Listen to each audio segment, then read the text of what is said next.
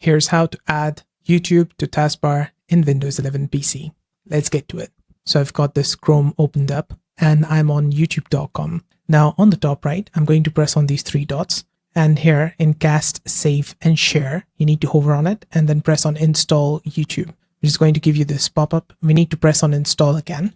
On the taskbar, I've got YouTube on it. Once you have added it to taskbar, you can right click on it and pin to taskbar. This is going to pin it here, and even if you close it, it's still going to be here, and you can just press on it to open it up. In case you want to uninstall it, you can go over here on the top right, these three dots, click on it and click on Uninstall YouTube. And if you did not pin it to taskbar and you closed it down, if you want to find it again, just press on Start and search for YouTube on the top in search bar, and you'll find YouTube here. Just open it up. And that's it. That's how to do it. I hope this video helped. If it did, let me know with a like and comment. And on the right hand side, you can find more YouTube and Windows related guides and fixes. See you there. Bye for now.